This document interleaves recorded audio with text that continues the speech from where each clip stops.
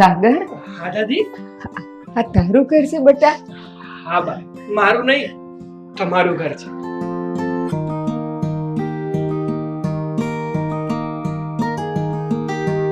સાગર, આ તમારા દાદી? સુખી રહો. સાગર, હા આ હા હા, મારી પત્ની. હા, હવની બા છે ને, હા 15-17 વર્ષ પછી આ ઘરમાં પાછા આવ્યા છે. દીદીનો ફોન આવ્યો હતો મને, એટલે હું બાને લેવા માટે જ ગયો હતો. સાગર, કેટલી ડાય ને સંસ્કારી છે. આવતા વેત મન પગે લાગી. સુખી રે બેટા. દાદીમાં, હમ તમે આટલા બધા વર્ષોથી ક્યાં જતા રહ્યા હતા? તમને ખબર છે, મને તમારી કેટલી યાદ આવતી હતી. એવું થતું હતું કે હું મારા દાદીમાને ક્યારે મળીશ, ક્યારે એમનું મોઢું જોઈશ. આટલા 14-15 વર્ષથી ગામે ગામ ને શહેરે શહેરે ફરીશું. જ્યાં ગાડી મળે, બસ મળે, એમાં બેહી જાવ અને જ્યાં ઈ ઊભી રહે ત્યાં ઉતરી જાવ. કોક હારા માણાને મારી દયા આવે ને મને બટકું રોટલો આપે ને એ હું ખાઈ લેતી. બસ આમ ને આમ મારા રાત ને દિવસ નીકળી જતા. એમ ફરતા ફરતા પાછી હું અહીંયા આવી ગઈ ને અહીંયા ક્યાંક ઝાડ નીચે બેઠી હતી ને થાકી ગઈ હતી તો ત્યાં આ ફાલ્ગુની આવીને ઈ મને ઓળખી ગઈ.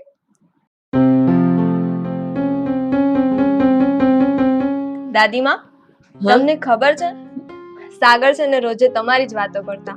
રાત દિવસ એકવાર પણ એવો નથી ગયો કે જ્યારે તમારી વાત ના કરી હોય.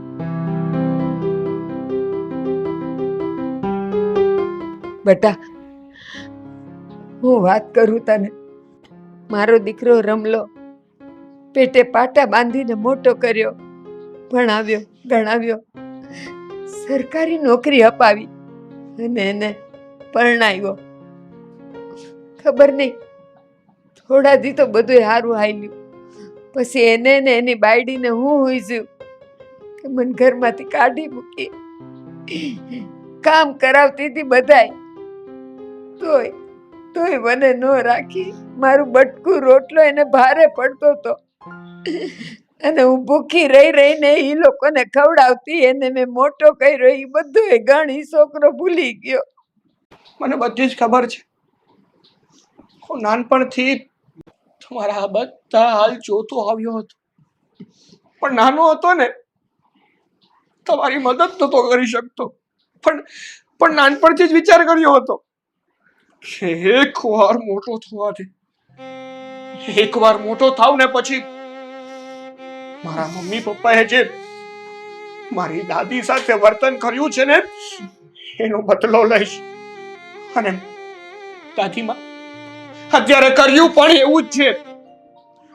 મારા મમ્મી પપ્પાને આ ઘરમાંથી બહાર કાઢી મૂક્યા છે અને કીધું છે જ્યાં સુધી મારી દાદીને આ ઘરમાં નહીં લાવો ને ત્યાં સુધી આ ઘરમાં પગ નહીં મૂકવા દઉં. હા દાદીમાં, એ ભલે અમારા મમ્મી ને પપ્પા રહ્યા, પણ સાચું કહું ને તો અમને એના પ્રત્યે જરાય લાગણી જ નથી, પ્રેમ જ નથી. એને તમારી સાથે કેવું કર્યું ખરાબ વર્તન. તમે મારા પપ્પાને ભણાવ્યા ગણાવ્યા, નોકરી અપાવી, એમના માટે કેટલું કર્યું, તો પણ એને તમારી સાથે કેવું કર્યું. એટલે અમને છે ને મારા પપ્પા પ્રત્યે કે મમ્મી પ્રત્યે જરાય પ્રેમ જ નથી.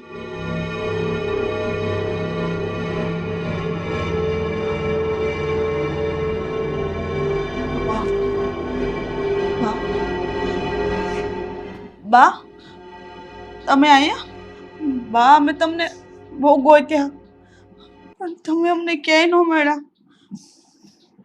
સાગર દીકરા, તારી માફી માંગવા માટે આવીશું પાછી આ ઘરમાં. કયા મોઢે માફી માંગુ?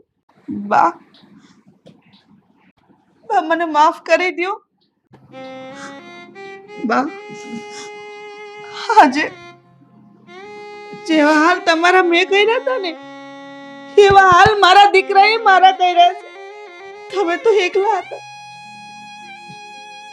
અને અમે બે હારે હતા ને. તોય મને ખબર છે કે આ 3 કલાક રસ્તા ઉપર તડકામાં રખડવાથી હું હાલત થઈ છે. બા, તમે એટલા વર્ષો સુધી બહાર રહ્યા, એટલું સહન કર્યું, છતાંય કોઈ દિવસ ઘરે પાછા ન હોય. બેટા સાગર, મને માફ કરી દે દીકરા. હું માનું છું કે મેં મારા ભગવાન જેવા માને ઘરની બહાર કાઢી મૂક્યા. મારાથી બહુ મોટી ભૂલ થઈ ગઈ છે બેટા. હું મારી ભૂલ માનું છું. સાગર, માફ કરી દે બેટા. અમને અમારા ભૂલનો પસ્તાવો છે. આજ પછી કોઈ દિવસ એવું વર્તન અમે નહીં કરીએ, એવી વાણી નહીં વાપરીએ. બેટા, અમે તને ખોવા નથી માંગતા.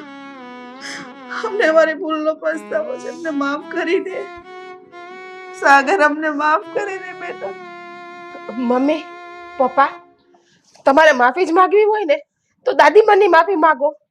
કારણ કે તમે તો જે ખોટું કર્યું છે એ એની સાથે જ કર્યું છે.